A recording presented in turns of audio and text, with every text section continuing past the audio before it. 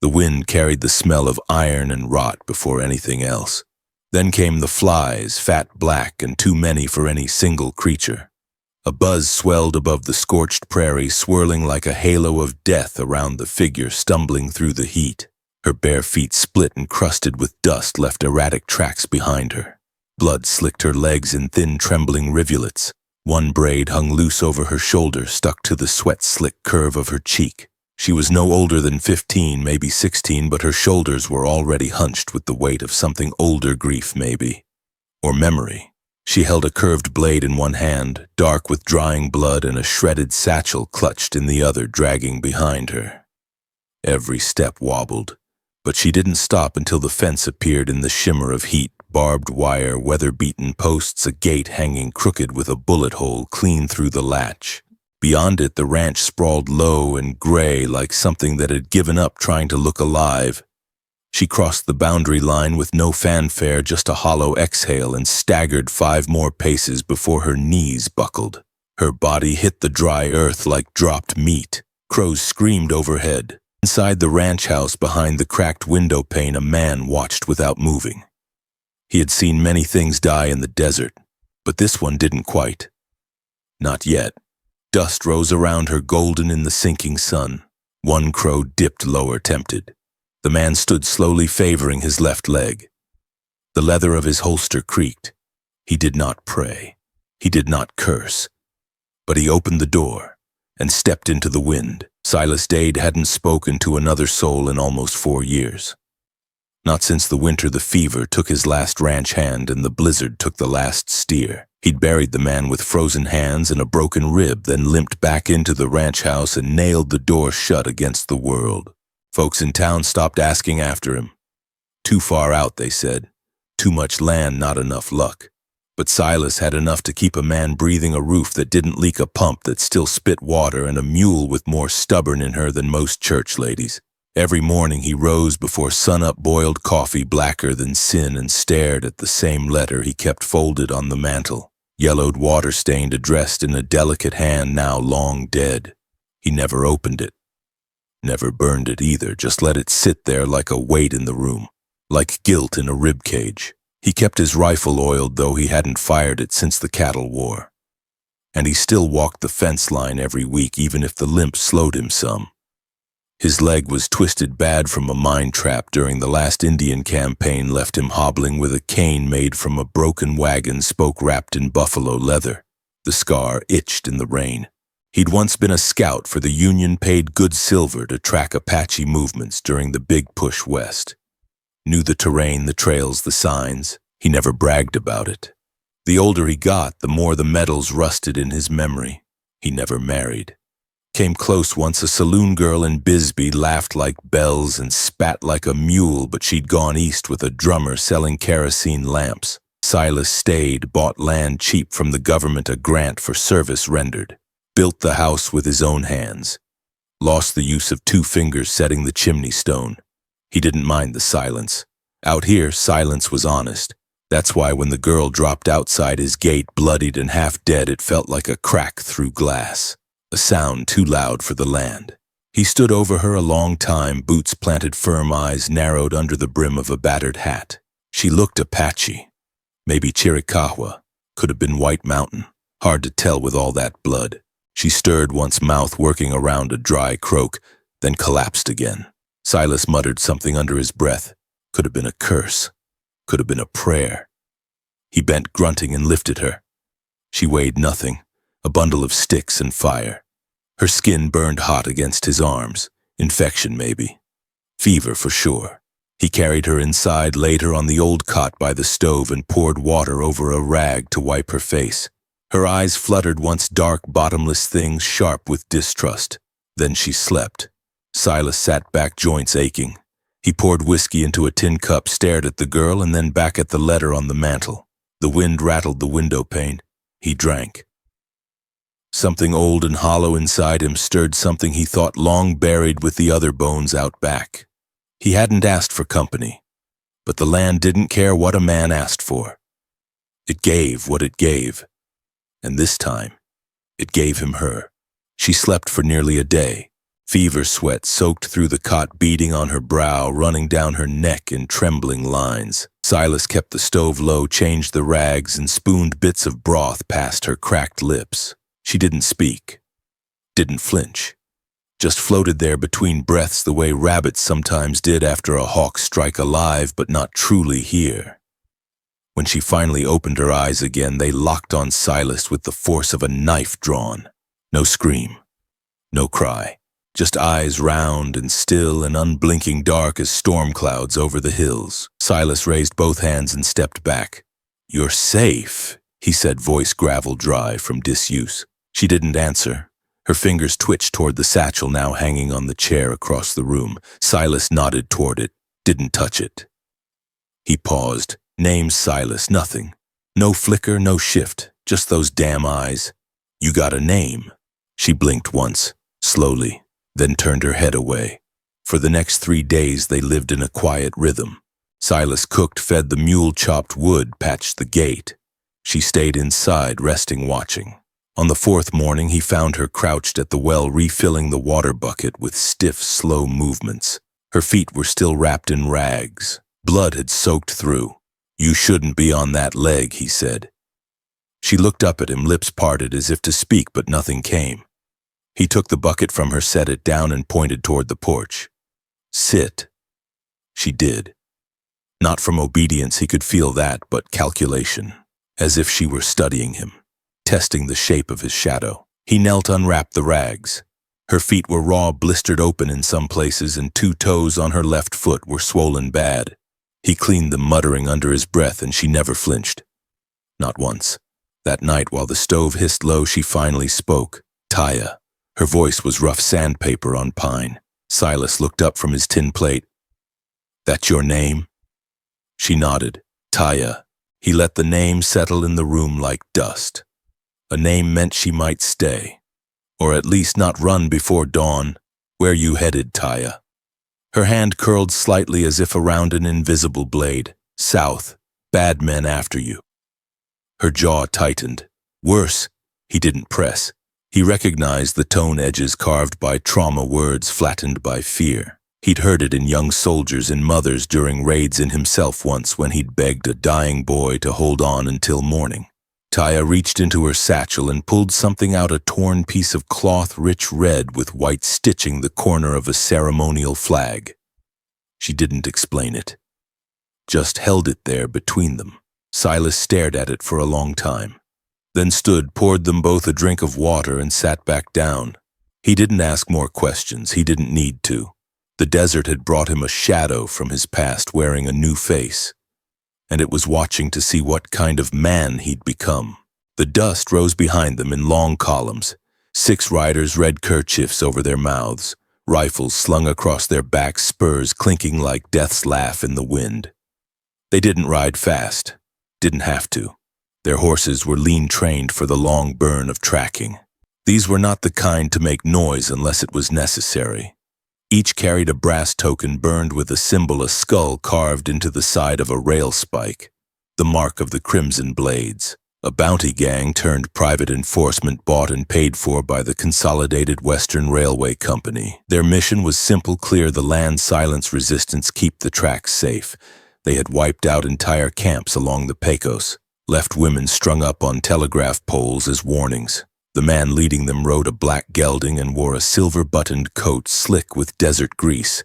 His hair, once military short, had grown ragged at the edges. A scar ran from his left ear to the edge of his jaw. Captain Ezra Finch. He carried a Navy Colt low on his hip and a saber cut down to machete length across his saddle. He hadn't seen Silas Dade in over 10 years. Not since the end of the Apache campaigns. But he remembered him. How could he not? Silas had been the best damn scout in the territory, saved his life once outside Tombstone, and vanished like smoke after that last incident near Dragoon Pass. Now word was a wounded Apache girl had been spotted limping toward Dade's land, barely upright, bleeding but armed. Rumor said she was carrying something important, documents maybe, or a tribal symbol the railroad wanted gone. Ezra didn't care what it was. Orders were orders. Clear the land. Leave no witness. "This Dade still breathing?" one of the men asked. Ezra didn't look back. "He's breathing," he said, "but I reckon not for long." They reached the edge of Silas's range by nightfall. The fence line stretched across the plain like a thread against the sky. In the distance, the dim orange glow of lamplight flickered behind the ranch house windows. Ezra stopped his horse and held up a hand. "We ride in quiet, surround the place, wait for daylight. Why not hit now? Because I want Dade looking me in the eye when I put a bullet in him." The men dismounted, shadows melted across the earth. Silent figures moved to positions, rifles cradled, knives drawn. A coyote howled far off. Inside the ranch house, Taya froze. She had felt it. Not heard, not seen, but felt, like a memory in the bones. She stood from the cot, crossed to the window. Eyes scanned the dark. Nothing yet. But something was there, watching. Silas sat at the table, cleaning his rifle. He glanced up. Her posture said everything. "They come." She nodded. "How many? 6? Maybe more." "Apache?" she asked. He shook his head slowly. "No, worse." He stood, joints crackling, and pulled the old Henry rifle from the wall.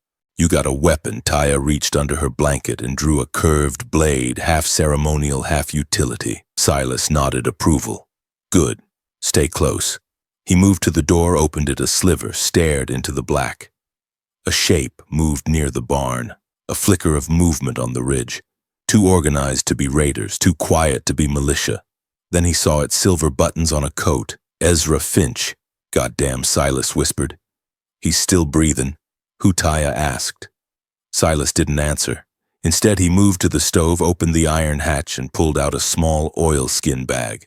Inside it were papers, old army credentials, a folded map, and a badge. He tossed the badge into the fire. "We make our stand here." Taya stepped beside him, eyes narrowing. Why, he looked at her, that old weight heavy behind his gaze. "Because I ran once. I don't run no more." They spent the night fortifying. Moved furniture against windows, loaded ammo, lit lanterns in certain rooms to cast false silhouettes, dug shallow trenches outside the porch. The wind picked up around 3 a.m., scattering dust across the yard, erasing prints. By the time dawn cracked over the hills, painting everything in rust and blood, the crimson blades were ready. So was Silas, and standing beside him, face painted with the last of her ancestors' ash, Taya waited with blade in hand. The silence before violence was always the longest, and the most honest. At first light they came. Not the 6 crimson blades, not just them. No, over the hills, down from the ridges, across the distant draws and ravines they came, like the tide turning red. Apache warriors. 300 strong, mounted and on foot, feathers, braided faces, painted bows, strung rifles slung low. They fanned across the plain with methodical silence, forming a crescent that swallowed the ranch whole. A soundless siege, no war cries, no drums, just the whisper of moccasins over dust and the creak of old saddles. Silas stood on the porch, rifle in hand, eyes narrowed against the sun. Taya stepped beside him, her face still. "They followed me," she said softly. "Or maybe they waited for me to come here." Her voice didn't tremble. Her fingers didn't shake. "You didn't bring them," Silas replied. "They came because of me." Below, the crimson blades watched the sudden shift in power. 6 men trapped between a fortified ranch and an ocean of warriors. Ezra Finch spat into the dirt. "Well, I'll be damned." One of his men, a younger scout with a scar across his scalp, muttered, "We're not walking out of this, are we?" "We might," Ezra said, voice tight, "if we deliver the girl." The plan had changed. They couldn't fight 300, but if they gave the Apache what they came for, maybe they'd be spared. Maybe. Ezra raised a white cloth atop his rifle barrel and approached the porch slowly, eyes fixed on Silas. "Dade," he called. "We're in a tight place here, you and me." Silas didn't move. "You hand over the girl, and maybe these folks'll let us all ride off with our skins." "She ain't going nowhere," Silas said. Ezra laughed once sharp. "You don't even know what you're holding in that house." "I know enough." Ezra took another step forward. "You're protecting the last breath of a dying war. That girl's father led the ambush on Fort Martin. You remember that, don't you? You were there. You saw what they did." Silas's jaw tightened. I also saw what we did. Taya looked up at him. Ezra stepped closer. You think she's innocent? She's the spark, Dade. They're gonna burn this land down because of her. You can't stop that. No, Silas said. But I can slow it down. And then he fired. The first shot hit Ezra in the shoulder, spinning him off his feet. Chaos exploded, bullets screamed. Apache war cries finally shattered the silence as arrows flew and rifles cracked. The crimson blades returned fire, desperate, scrambling for cover, but it was no use. In seconds, 4 of them lay bleeding in the dust, screaming or silent. The 5th took a hatchet through the chest. Ezra crawled behind a boulder, clutching his shoulder blood pulsing between his fingers. The Apache didn't rush the ranch. They waited, observed, tested. They were watching Silas, judging. Silas fired twice more, then turned inside. Back room, he said to Taya, stay low. If they breach, you run out the root cellar, north side. Don't stop. I'm not running, she said. You will if I fall. She hesitated, then nodded. Silas lit 2 oil lamps, set one by the window, and carried the other to the barn. He poured kerosene over the floor, over the hay, the old tack, the stored grain. Then he struck a match. The flames roared to life. A signal, a warning, a promise. The Apache shifted, murmurs rippling through the line. This wasn't defense. This was preparation for death. Taya watched him from the porch, something unreadable in her eyes. The battle slowed, settled. The Apache didn't attack. They encircled, waited. Their leader rode forward, a tall man with braids streaked in gray skin like carved bark and a silver medallion at his throat. He dismounted, approached the ranch alone, and raised one hand. Silas stepped out to meet him. The wind pulled at both their coats. No weapons drawn, just silence between men with too many ghosts. You know who I am, the man said in Apache. Silas nodded. White Wolf, son of Kola. You were the one who gave them the map, White Wolf said. You told them where our winter camp lay. I did. Why? Because I was promised a patch of land where my war would end. White Wolf looked past him toward Taya. You know who she is? Yes. And yet you protect her. I owe her blood. That debt cannot be paid. Then let me offer mine. Silence fell like ash. The Apache leader studied Silas, looked into the ranch, at the girl, at the burning barn. Then he turned, raised one hand, and the entire force began to withdraw, just like that. What's happening? Taya asked. You're not what they came for, Silas said. I am. She stepped forward. You can still run. I've been running 20 years, he said. This is where it ends. He handed her the map he'd taken from the oilskin bag. Take this. It shows safe valleys south of the border. Friends there. She took it with trembling fingers. I don't understand. Why would they leave? Because revenge is different from justice. He stepped down the porch, walked out into the open. White Wolf was waiting. Ezra Finch groaned from behind his rock, half-conscious.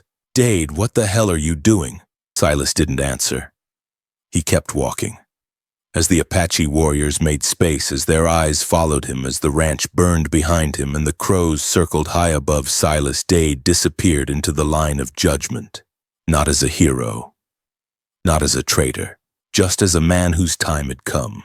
The Apache camp was far from the ranch, tucked deep in the folds of the red hills where the pines thinned, and the wind whispered names long forgotten by maps. Silas rode behind White Wolf, hands unbound but not free.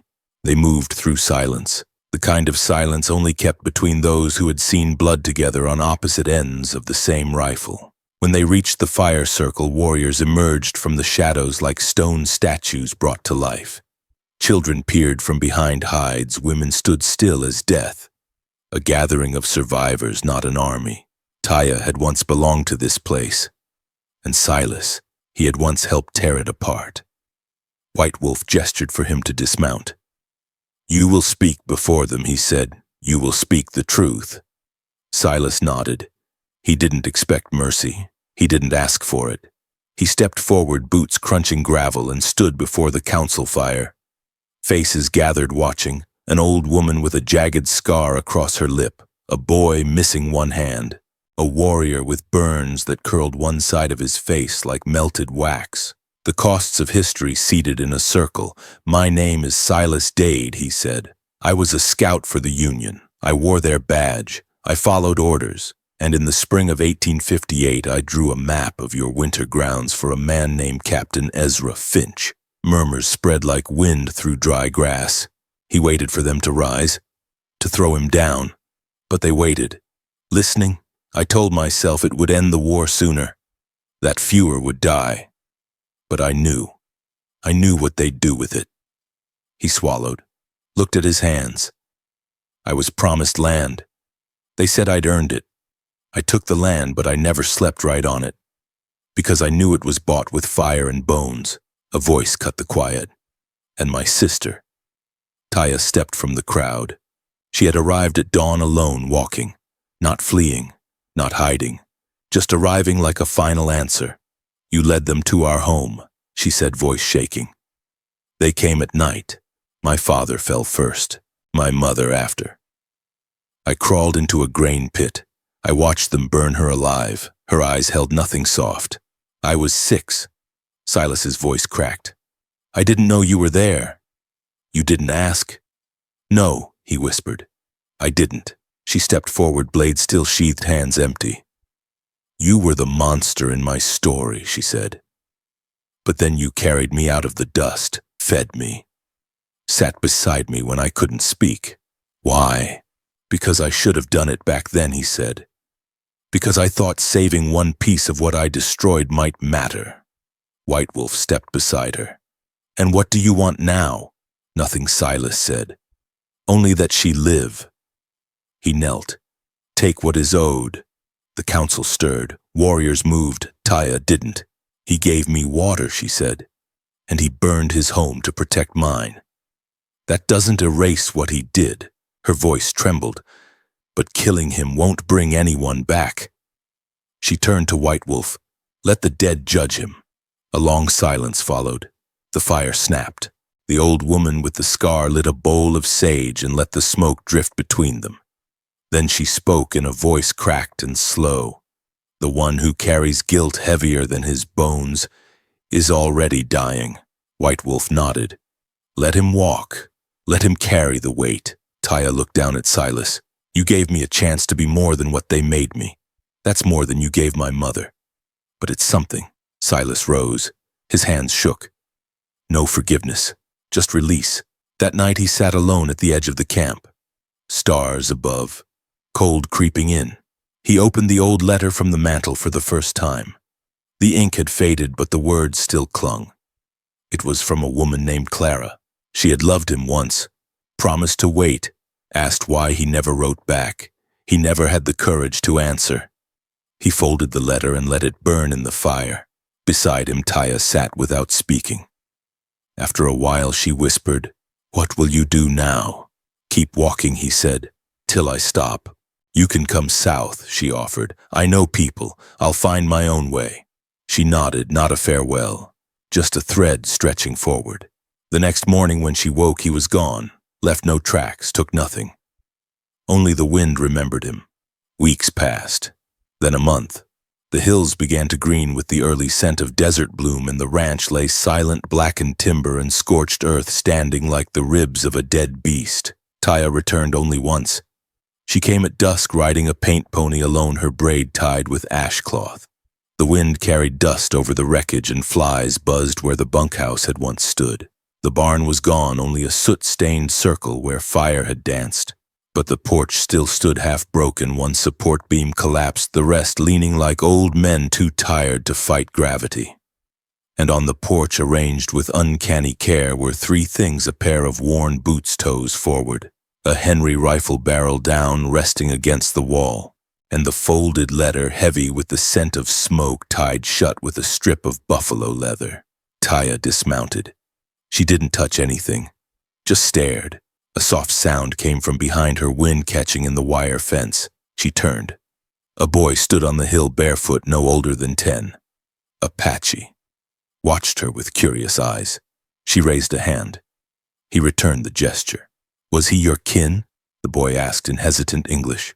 Taya shook her head. No. A pause. He was something else.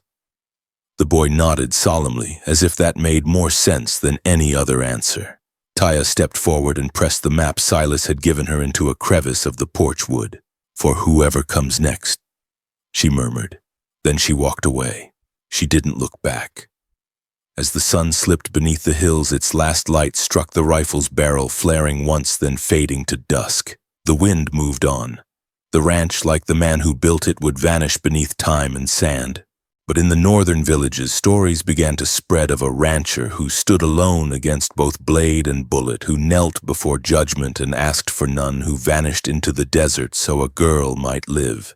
His name became a whisper, neither cursed nor praised, just remembered. Somewhere deep where the mesquite roots tangle and the stars fall hard against the black, an old man walked with a limp, carrying nothing but the silence he'd earned. He left no trail, but he left a path. And somewhere in the stillness of twilight, a match was struck. A voice rose, and another Western tale began to burn in the hearts of those who still believed men could change, who still believed sacrifice wasn't a word but a choice. If you felt something stir in this story, don't let it fade.